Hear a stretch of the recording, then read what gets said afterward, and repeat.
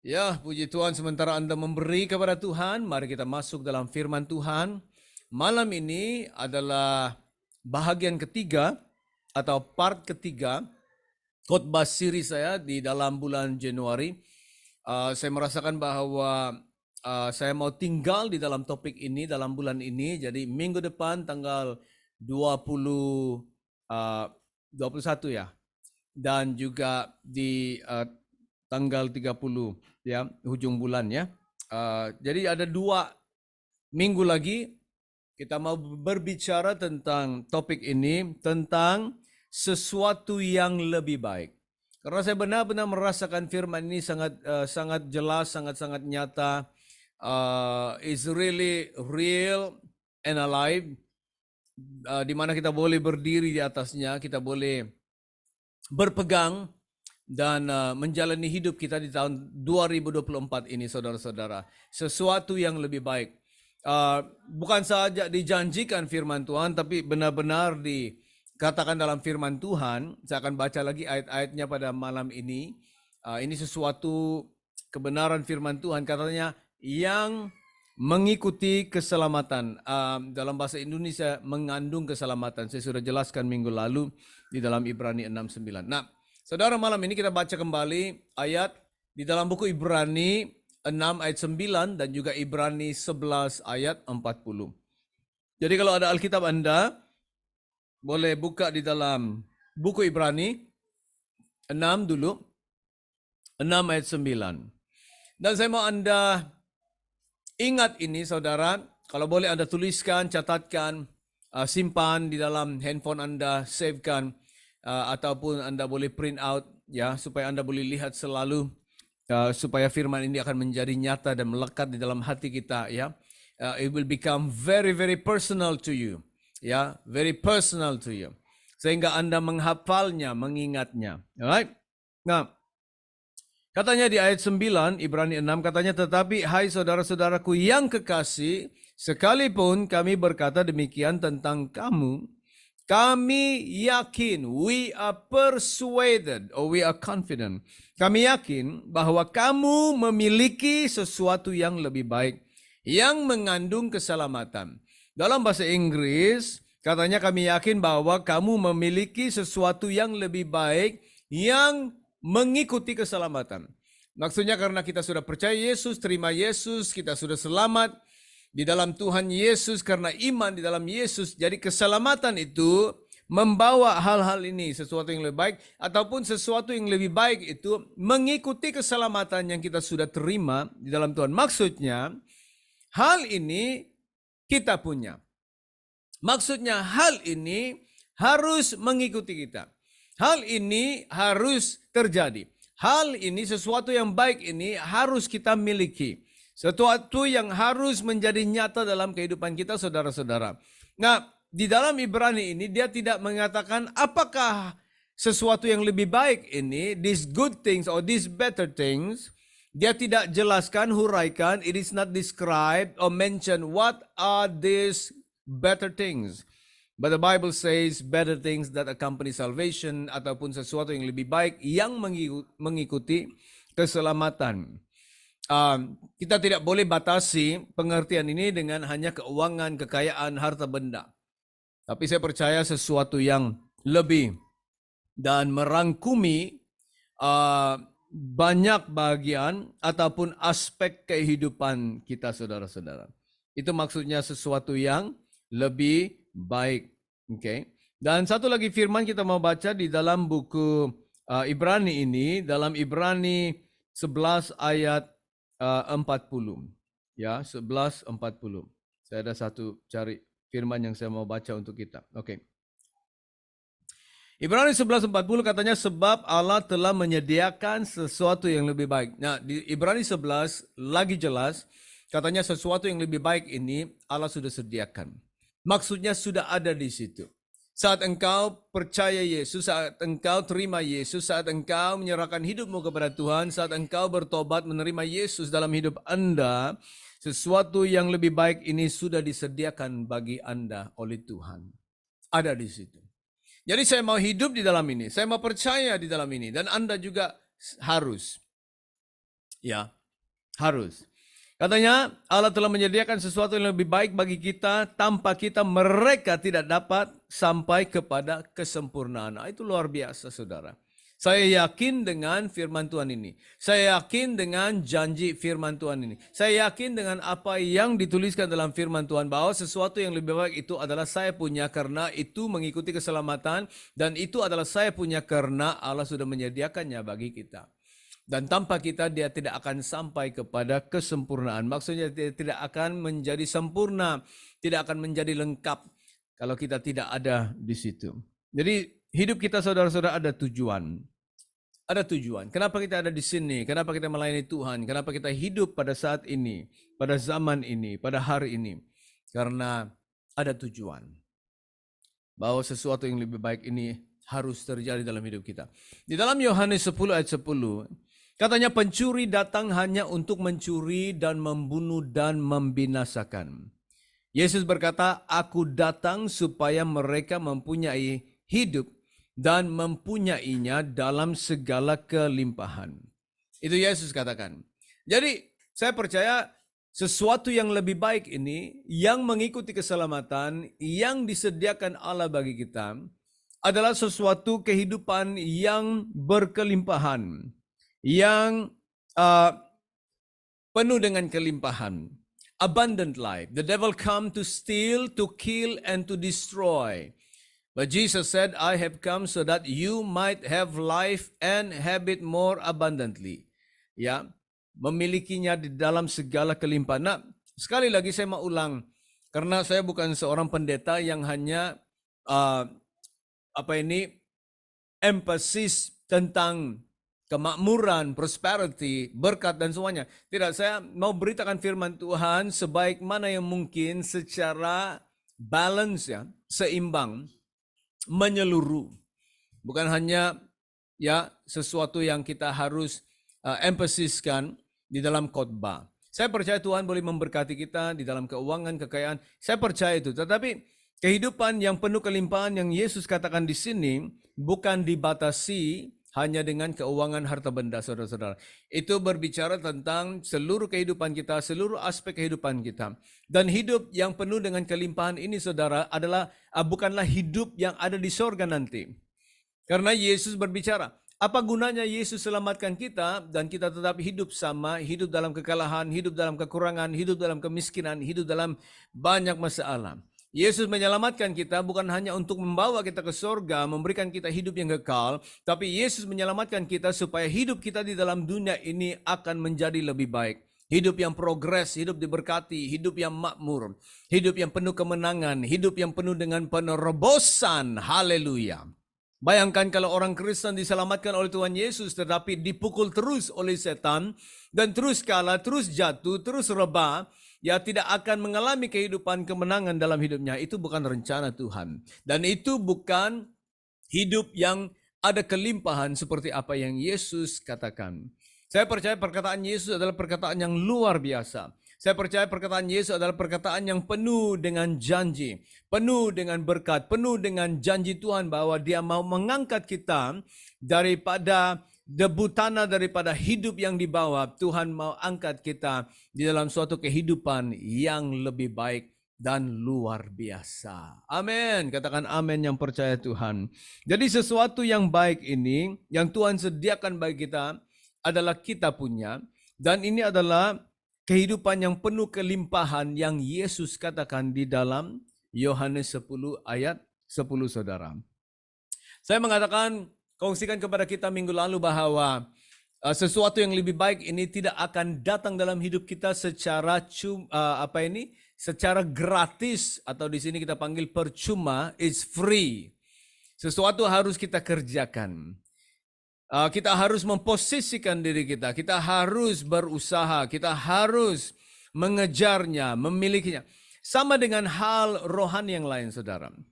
Kalau Anda berdoa, doa kita itu, ya kita percaya Tuhan mendengar doa kita. Tapi kadang-kadang doa kita tidak terjawab. Kenapa? Ada beberapa hal atau beberapa prinsip kebenaran di dalam doa itu tidak kita lakukan. Jadi doa kita tidak kena sasaran. Ada kadang-kadang doa kita, kalau kita berdoa, Walaupun kita percaya Tuhan mendengar dan memberikan kepada kita, tetapi kadang-kadang kita berdoa itu harus berdoa di dalam ketekunan. Kalau ada orang berdoa tapi dia tidak berdoa dengan tekun, Tuhan tidak jawab dia juga. Ada juga doa, kadang-kadang kita doa dan kita campurkan ataupun diiringi dengan iman percaya. Karena kalau kita doa tapi kita ragu-ragu dan sangsi, doa kita tidak terjawab. Kadang-kadang kita berdoa, kita minta kepada Tuhan, kita berdoa, kita harus ada suatu keinginan yang luar biasa. You need to have a passion. You need to have a longing. Itulah Yesus berkata, kalau kamu berdoa, kamu harus ketuk dan terus mengetuk. Kamu harus cari dan terus mencari. Kamu harus minta dan terus meminta. Itu berbicara tentang ketekunan, persistency. Bukan hanya berdoa sekali, oh Tuhan saya perlukan ini, oh terima kasih Tuhan, haleluya, puji Tuhan. Tidak ada passion, tidak ada keinginan yang luar biasa. Tapi kalau kita berdoa dengan ketekunan, dengan iman, berdoa dengan sabar menantikan Tuhan, doa kita akan terjawab. Bukannya karena Tuhan tuli atau Tuhan pelupa harus diingatkan selalu, tapi Tuhan mau melihat hati kita bagaimana tekunnya kita berdoa. How persistent we are when we pray. Jadi dalam hal rohani, bukan sesuatu yang gratis, it just come freely. Tetapi sesuatu yang harus kita kerjakan. Jadi penting dari pihak kita saudara, kita memposisikan diri kita. You need to position yourself. Dan kita harus mengarahkan diri kita. Kita harus menuju ke tempat itu. Kita harus mengarahkan diri kita untuk kita menerima berkat Tuhan. Dan sesuatu yang lebih baik ini akan terjadi dalam hidup kita. Nah, saya kongsikan beberapa perkara di dalam hal ini. Ada 6 perkara saya mau sentuh. Minggu lalu saya sudah sentuh 2. Dan malam ini kita akan ambil 1 karena tadi pagi saya kongsikan hanya 1. Ya, karena khotbah tadi pagi ada lain sedikit. Saya merasa pimpinan Tuhan ada lain tadi pagi. Jadi tersangkut di dalam poin nomor 3. Jadi malam ini saya coba sentuh poin nomor 3. Bagaimana kita mengarahkan diri, memposisikan diri kita di dalam mengalami sesuatu yang lebih baik yang Tuhan sudah sediakan. Yang pertama, minggu lalu saya kongsikan bahwa apa yang Tuhan suruh kita lakukan, Tuhan tahu bahwa kita boleh melakukan. Ya, Tuhan tidak memerintahkan kita atau memandatkan kita sesuatu untuk melakukannya yang mustahil untuk kita lakukan. Setelah Tuhan panggil kita untuk melakukan sesuatu, Tuhan membekali kita dengan kuasanya, dengan anugerahnya, kasih karunia-Nya, karunia-karunia Tuhan, Roh Kudus, kuasanya. Tuhan membekali kita dengan segala perkara yang kita perlukan untuk melakukan apa yang Tuhan lakukan. Jadi saya percaya di dalam mengalami, menerima sesuatu yang lebih baik ini dari Tuhan, Tuhan tahu bahwa kita akan memilikinya karena Dia akan memampukan kita, Dia akan membekali kita, Dia akan memimpin kita. Dan Dia akan pastikan apabila kita mau mengarahkan diri kita, Tuhan akan memastikan bahwa kita akan sampai di situ. Yang kedua saya kongsikan minggu lalu adalah kita dikuasai, kita didominasi dengan bagaimana kita berpikir tentang diri kita.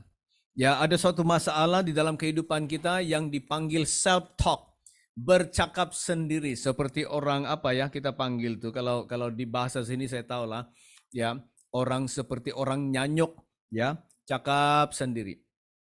Cakap sendiri. Banyak orang Kristen nyanyok karena dia bercakap sama diri sendiri. Oh, saya ini tidak boleh, saya tidak mampu, saya tidak boleh melakukan, ini susah, ini sulit, ini mustahil. Jadi kita memberitahu diri kita bahwa kita tidak boleh.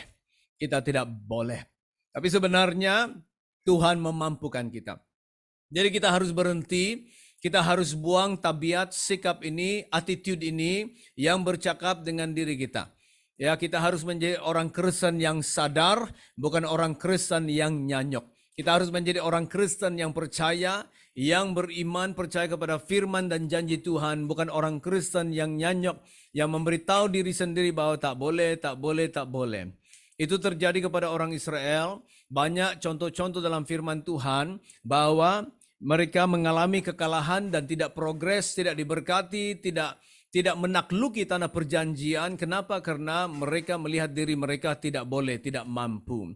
Tapi orang yang melihat dirinya boleh dan dia mampu karena dia percaya Tuhan, dia percaya kuasa Tuhan, dia percaya Tuhan memampukan, mereka boleh. Mereka menakluki, mereka menerima berkat, mereka menerima kemenangan dalam kehidupan mereka.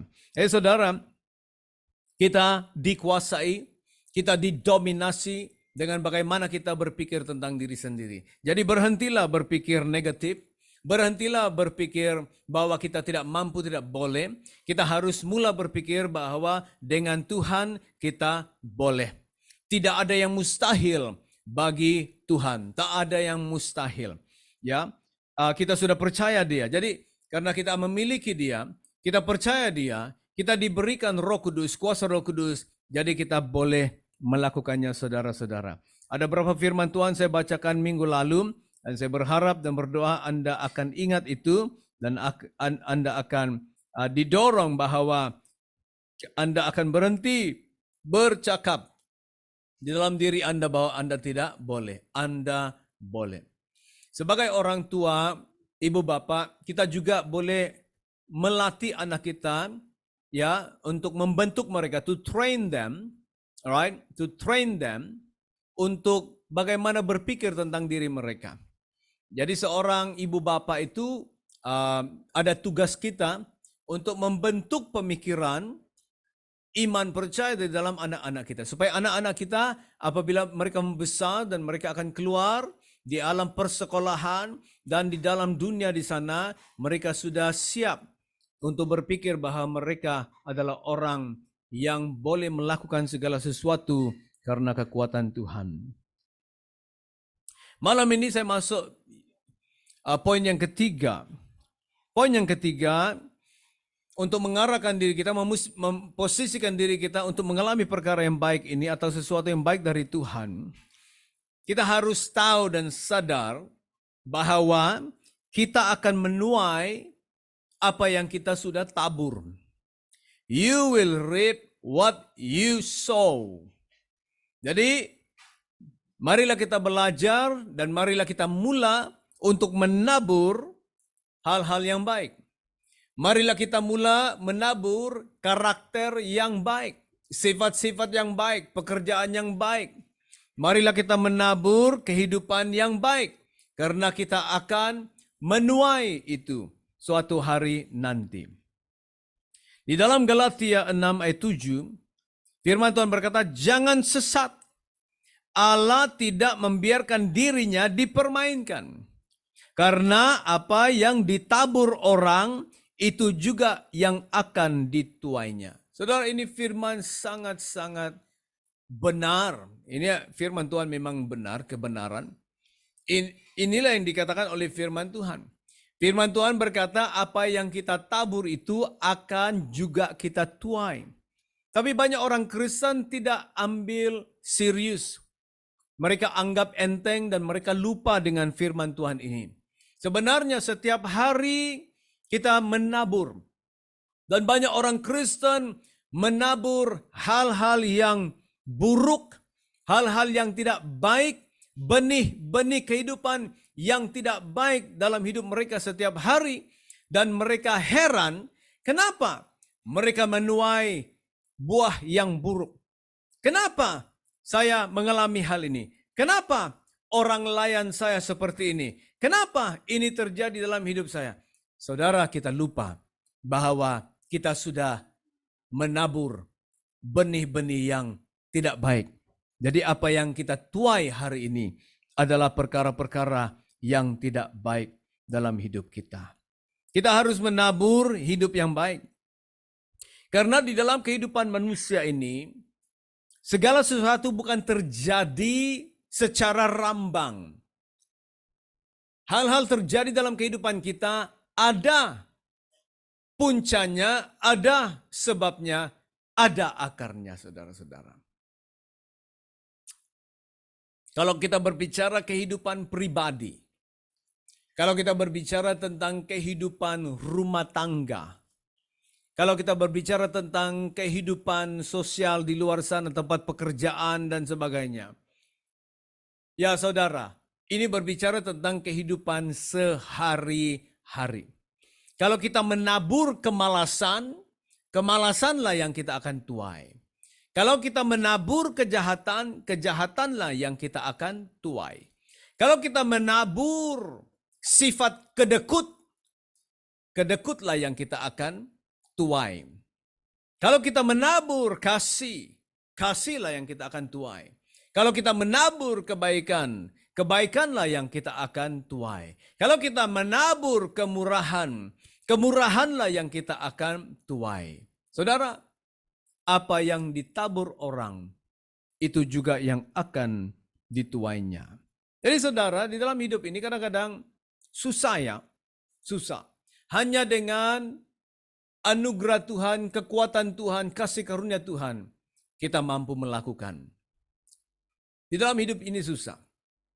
Ya. Itulah kita harus datang kepada Tuhan, tunduk kepada Tuhan, tunduk kepada firman-Nya. Karena dengan kekuatan sendiri, kita tidak akan mampu melakukan. Kita harus mengerjakan ini. Kita harus menjaga, pelihara diri kita setiap hari. Kalau kita menabur kerja keras, ketekunan, kita akan menuai hal yang baik. Ya, hal yang baik. Di dalam Ibrani 11, saya mau baca dari ayat 33.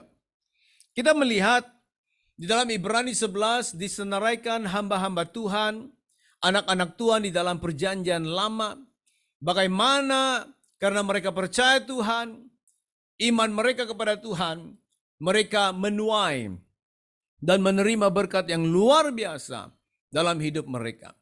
Dan saya mau bacakan sedikit dari ayat 33. Karena mereka percaya Tuhan, mereka menabur iman, mereka menabur ketekunan dalam hidup mereka. Ayat 33 berkata, Ibrani 11 ayat 33 berkata, yang karena iman telah menaklukkan kerajaan-kerajaan. Mereka dapat menakluki kerajaan-kerajaan, mengamalkan kebenaran, memperoleh apa yang dijanjikan, menutup mulut singa-singa. Ini semua yang mereka tuai. Memadamkan api yang dahsyat. Mereka telah luput dari mata pedang, telah beroleh kekuatan dengan kelemahan, telah menjadi kuat dalam peperangan dan telah memukul mundur pasukan-pasukan tentara asing. 35. Ibu-ibu telah menerima kembali orang-orangnya yang telah mati, sebab dibangkitkan. Tetapi orang-orang lain membiarkan dirinya disiksa dan tidak mau menerima pembebasan, supaya mereka beroleh kebangkitan yang lebih baik. Ada pula yang diejek dan didera, bahkan yang dibelenggu dan dipenjarakan. Mereka dilempari, digergaji, dibunuh dengan pedang. Mereka mengembara dengan berpakaian kulit domba dan kulit kambing, sambil menderita kekurangan, kesesakan, dan siksaan. Dunia ini tidak layak bagi mereka. Mereka mengembara di padang gurun dan di pegunungan, dalam gua-gua dan di celah-celah gunung. Dan mereka semua tidak memperoleh apa yang dijanjikan itu, sekalipun iman mereka telah memberikan kepada mereka sesuatu kesaksian yang baik. Mereka menerima kesaksian yang baik. Sebab Allah telah menyediakan sesuatu yang lebih baik bagi kita. Tanpa kita mereka tidak dapat sampai kepada kesempurnaan. Saudara, hamba-hamba Tuhan ini dalam Ibrani 11, karena mereka percaya Tuhan, mereka menuai, mereka menerima apa yang mereka terima yang kita baca tadi. Dan semua yang mereka lakukan dan tuai itu, firman Tuhan berkata, apa yang mereka dapat, mereka mendapat kesaksian yang baik. They receive a good report. Itu yang mereka terima dalam perjanjian lama. Mereka menerima kesaksian yang baik. They receive a good report. Tapi kita di dalam perjanjian baru, apabila kita menabur, apabila kita menabur hal yang baik, menabur kesabaran, menabur ketekunan, menabur kebenaran, menabur kehidupan yang saleh, yang kudus, menabur saudara, menabur kasih, menabur kesabaran. Katanya di sini, Allah menyediakan sesuatu yang baik. Di zaman kita saudara, kita bukan hanya menerima kesaksian, we not only receive a good report, but we will receive a better thing. Luar biasa itu.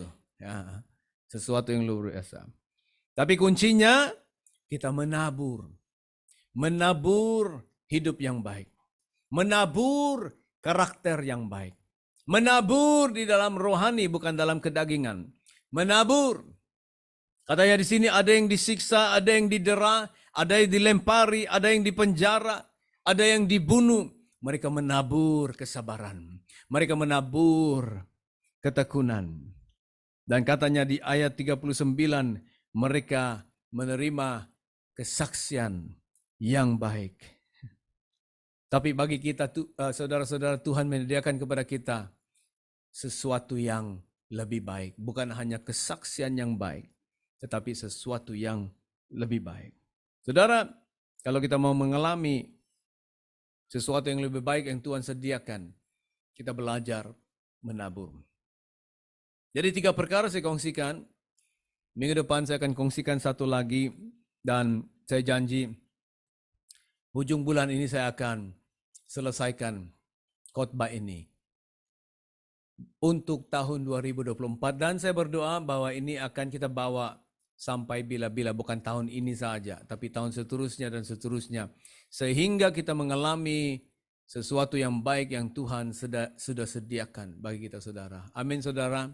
Saya mendoakan kita semua yang mendengar perkataan Tuhan, firman Tuhan malam ini, saya mendoakan kita semua, itu termasuk saya ya, bahwa kita akan mengalami dan menerima Tuhan, sesuatu yang Tuhan sudah sediakan bagi kita, yaitu sesuatu yang lebih baik. Saya tidak tahu apa itu, saudara. Saya tidak tahu apa itu dalam hidup Anda, karena mungkin keperluan Anda lain dari saya. Keperluan orang lain daripada kita. Tapi saya pasti menurut apa yang kita perlukan, sesuatu yang lebih baik itu akan datang dalam hidup kita karena Tuhan sudah katakan di dalam firman-Nya. Haleluya.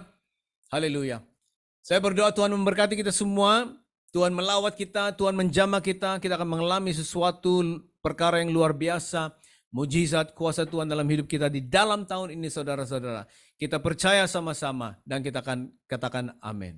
Semoga Tuhan memberkati kita semua dan kita akan jumpa minggu depan. Shalom dan Tuhan berkati. Selamat malam.